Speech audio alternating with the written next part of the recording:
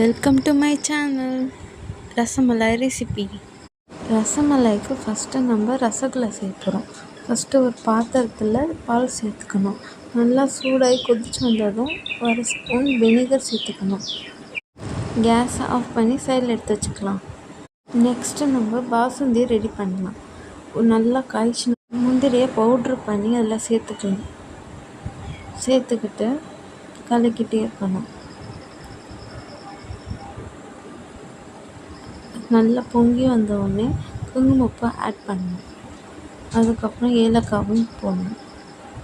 ஏலக்காய் போடல, அதனால் ஏலக்காவும் போட்டேன். நல்லா கலக்கி விட்டுட்டே இருக்கணும். இது வீட்டில் செஞ்சு பாருங்க, ரொம்ப டேஸ்டியாக இருக்கும். இது கலக்கி விட்டுட்டே இருக்கணும். அதுக்கப்புறம் அதில் ஏடுலாம் சேரும், அதெல்லாம் அப்படி உள்ள எடுத்து மலாய் செம்ம டேஸ்ட்டாக இருக்கும்.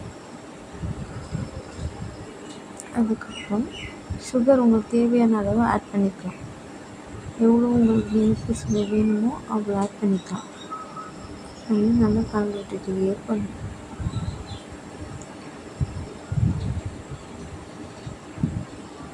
அதுக்கப்புறம் ஸ்டவ் ஆஃப் பண்ணிடலாம்.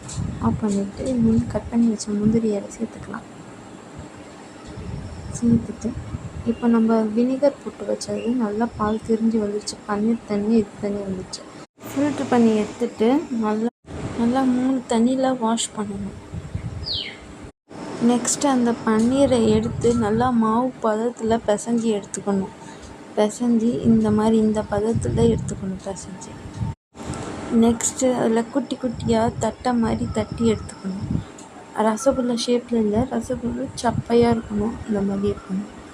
எடுத்து குட்டி குட்டியாக எடுத்து வச்சுக்கணும். இந்த மாதிரி எடுத்துக்கணும். ஒரு பாத்திரம் எடுத்துக்கணும். அதில் 1 பங்கு சர்க்கரை, 3 பங்கு தண்ணி ஊற்றிக்கணும். இது ரசகுல்லா வேக வைக்கிறதுக்காக.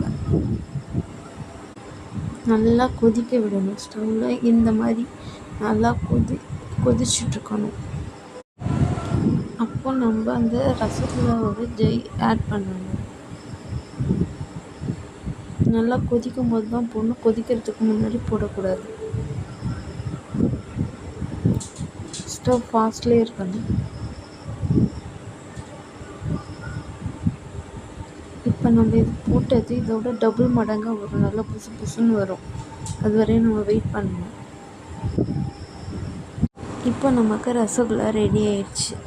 இப்போ ஸ்டவ் ஆஃப் பண்ணிவிட்டு ஒரு பாத்திரத்தில் இது நல்லா புளிஞ்சி எடுத்துக்கணும். சர்க்கரை பாகு கூட அப்படி போடக்கூடாது, புளிஞ்சு தான் எடுத்து போடணும். அதுக்கப்புறம் நம்ம செஞ்சு வச்ச பாசுந்தியை ஆட் பண்ணணும். ரசமலாய் ரெடி.